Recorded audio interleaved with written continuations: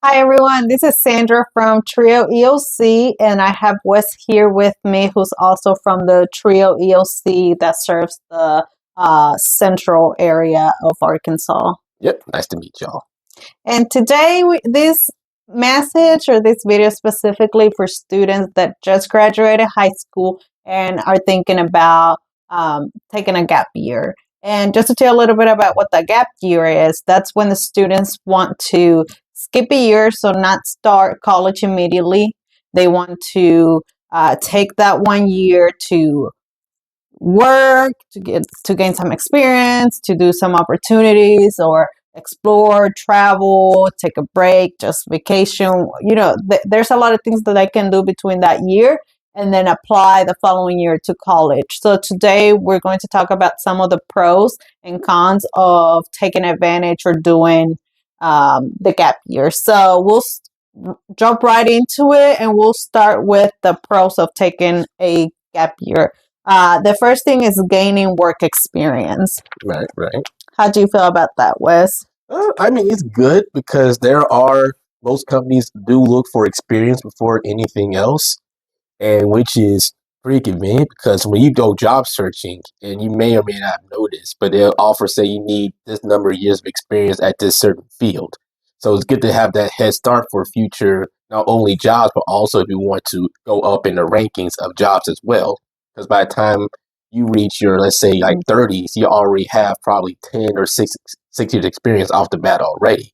So you already be qualified in that part.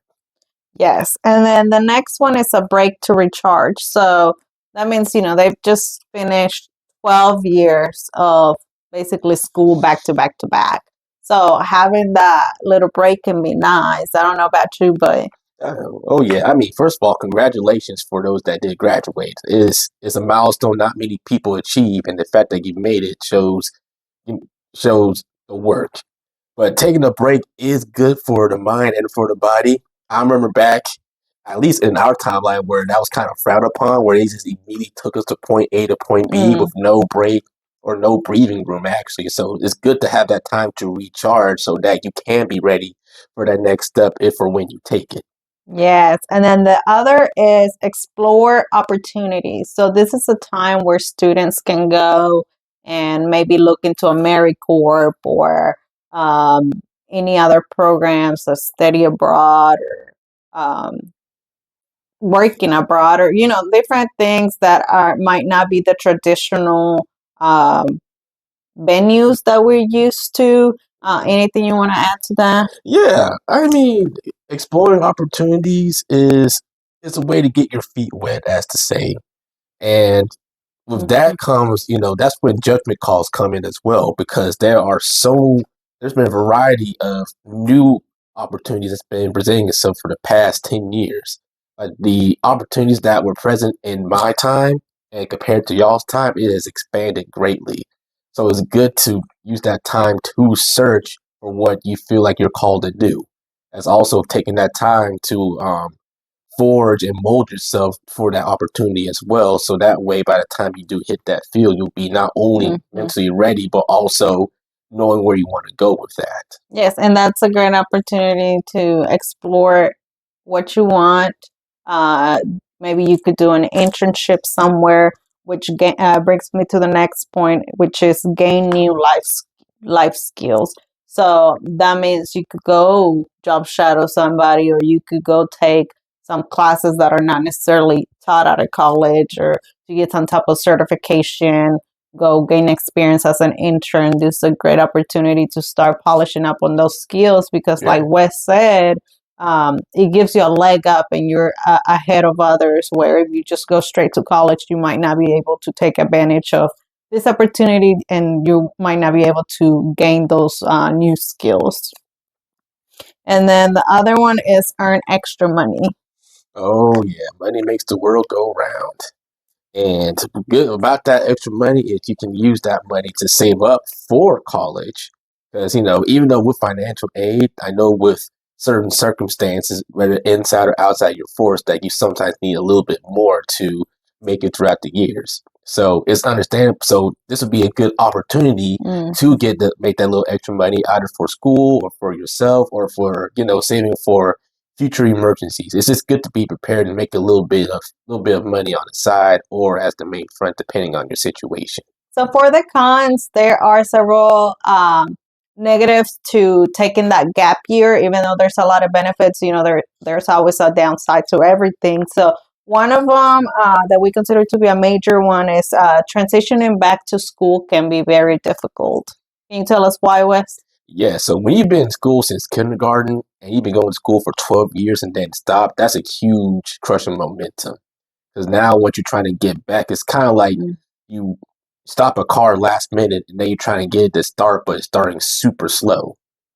And with that loss of momentum comes also having to not only try to find your footing, but also trying to get yourself up there mentally. Like, okay, how do I study again? Because college and high school, completely different leagues. You can't study the way you studied in high school.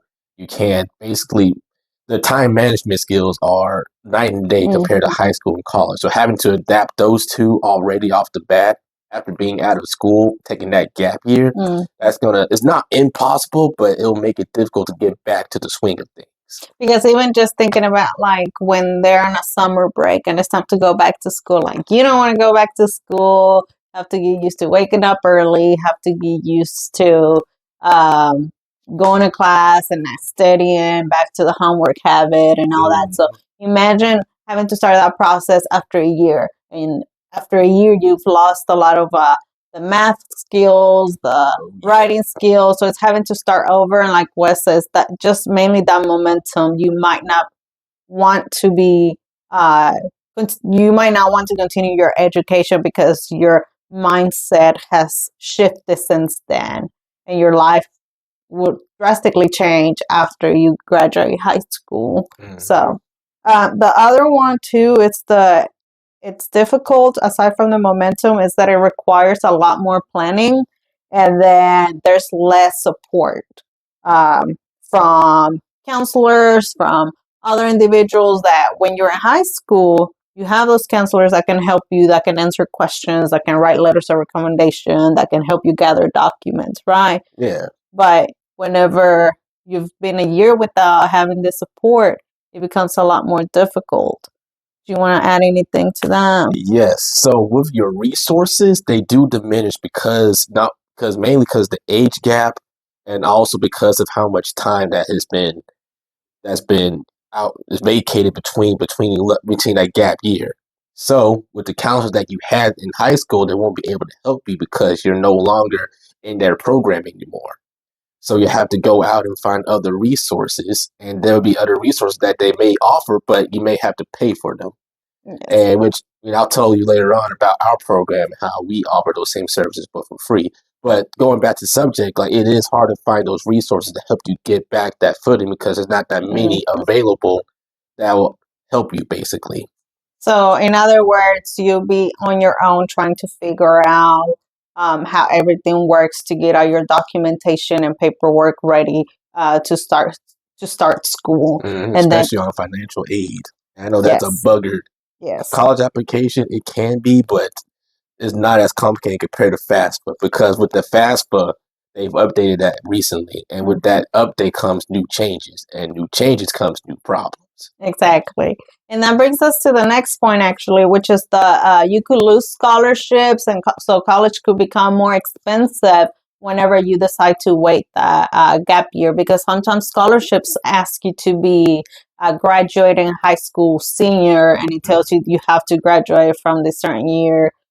So each scholarship is different, but you do have to be careful that if you were offered a scholarship, say for example, to ULR, UCR, whatever, you got offered a scholarship as an incoming freshman or as a graduating senior, but you wait, it could be that you're declining that scholarship and you won't have it for next round, or it won't be available anymore for the following year. So that means there's a lot of more money that you'll have to pay out of pocket. So hence being more expensive. And then the last one that we have here is feeling behind by peers. Do you want to take that one? Yes. So because we live in a social media age, you get to see a lot of people's lives. And with that comes also, the best part. So you may have a classmate that became a neuroscientist, a neurologist, or a construction worker that opened his own business, and all the works. And once you see them versus see yourself, you say to yourself, "Man, I went to school with them, and we were in the same graduating class together. This could have been me if I just went to class and went to school with them." But now, because you feel left behind, you may feel discouraged about doing so because you feel so far behind. You feel like, what's the point of even trying to go forward because I'm so lacking.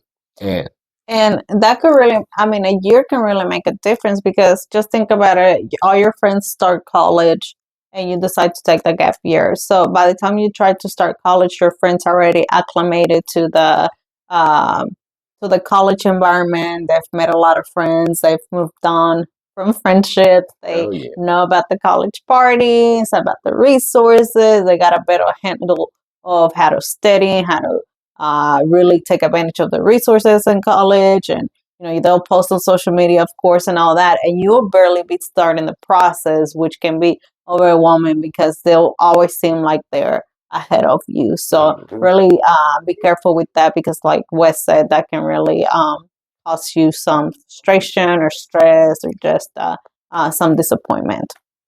Anything else you want to add? yes. So earlier when I said about the resources that will be difficult for adults to get back to school, that's where Trio Educational Opportunity Center EOC comes in, where we help you supply you the resources to go back to school, get back your footing, and give you the necessary tools to make sure you're successful. And we are a completely free service to boot. So you don't have to worry about having to pay or trying to, whatever, pay for anything. We'll help you throughout the whole process for free. That includes the college application, financial aid, scholarship searches, whatever you need help with educational wise, we will help you with completely free.